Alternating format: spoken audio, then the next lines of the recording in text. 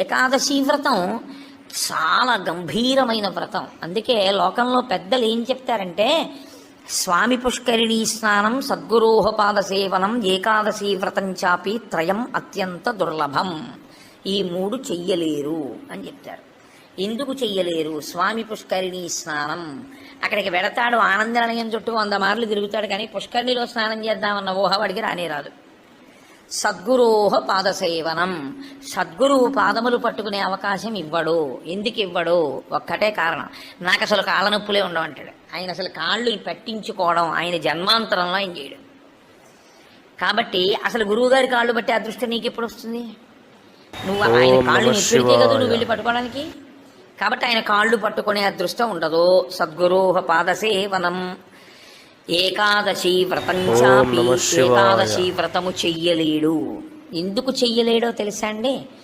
మీరు అంగీకరించినా అంగీకరించకపోయినా శాస్త్రీయమైన, వేదప్రోక్తమైన, ఋషిప్రోక్తమైన ఒక పెద్ద రహస్యాన్ని మీకు ఇప్పుడు చెప్తా. ఏకాదశి వ్రతం ఎందుకు కష్టం? మీ అబ్బాయికి ఉద్యోగం వస్తుంది, సత్యనారాయణ వ్రతం చెయ్యి, చేస్తాడు.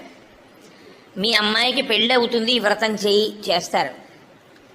నువ్వు చచ్చిపోయేటప్పుడు ఈశ్వరుడు గుర్తొస్తాడు, చచ్చిపోయేటప్పుడు ఎలా ఉంటుందో అలా ఊహించుకుని ఈ వ్రతం చేయి అంటే, ఇప్పుడు వద్దులేని తర్వాత చేస్తానంటే కదండి. ఏకాదశి వ్రతం నిజానికి అంతే. ఏకాదశి వ్రతం ఎందుకు చేయిస్తారో తెలుసా అండి? ఉపవాసం, అన్నం తినకూడదు. అన్నం తినకపోవడం కాదు, అన్నాన్ని పచనం చెయ్యడానికి కావలసిన సంభారములను స్పృశించి పచన ప్రయత్నమునందు నిమగ్నము కాకూడదు. అంటే ఏకాదశి నాడు ఉపవాసం ఉండి ద్వాదశి నాడు కాకరకాయ పులుసు పెట్టి వండుకుందామా, వేపుడు చేసుకుందామా అని ఆలోచించకూడదు. ద్వాదశి పాలన కోసం ఏకాదశి నాడు కాయగూరలు తరుక్కోకూడదు. ద్వాదశి నాటికి పనికొస్తుందని ఇవాళ పప్పు నానపోయకూడదు. అంటే అసలు మీ శరీరమును పోషించుకోవడానికి కావలసిన ఏ పనిని ఏకాదశి నాడు చేయకూడదు. మరి ఇంక ఏకాదశి నాడు ఏం చేయాలి? అసలు చాలా నిష్కర్షగా మాట్లాడితే నిర్జలోపవాసం, ముక్కోటి ఏకాదశి. నీటిని త్రాగకూడదు, ఉమ్ము మింగకూడదు. ఈ నిర్జలోపవాసం ఎందుకు చేయిస్తారో తెలుసా అండి? మనుష్యులలో 199 మంది తెలిసే వెళ్ళిపోతారు. అకస్మాత్తుగా అనాయాసంగా వెళ్ళడం మహాదృష్టవంతులకి తప్ప జరగదు. సాధారణంగా 199 మంది వెళ్ళే మార్గం ఏమిటంటే, రెండిటిని ఎండగట్టి పంపుతారు. ఒకటి నీరివ్వరు, 2 అన్నం పెట్టరు. ఎందుకని అంటారేమో, తీసుకెళ్ళి ఎక్కడ పడుకోబెడతారు ఇంటెన్సివ్ కేర్ యూనిట్లో. వాడి కర్మ అంతా ఎక్కడొస్తుందంటే ఇక్కడ ఒక గొట్టం పెడతారు, ఇందులోంచి ఏం పోయిరు, ఇందులోంచి ఎక్కిస్తారు.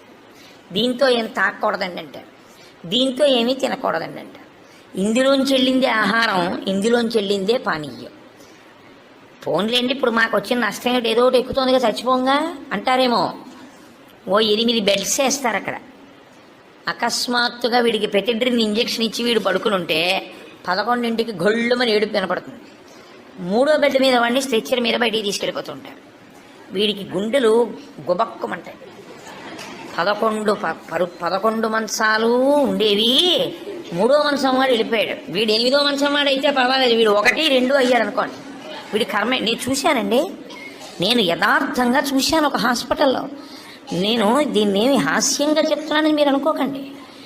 3 మంచాలలో మధ్య మంచం ఆయన వెళ్ళిపోయాడు. నేను చూస్తున్నా, ఎవరో కాదు మా బంధువే.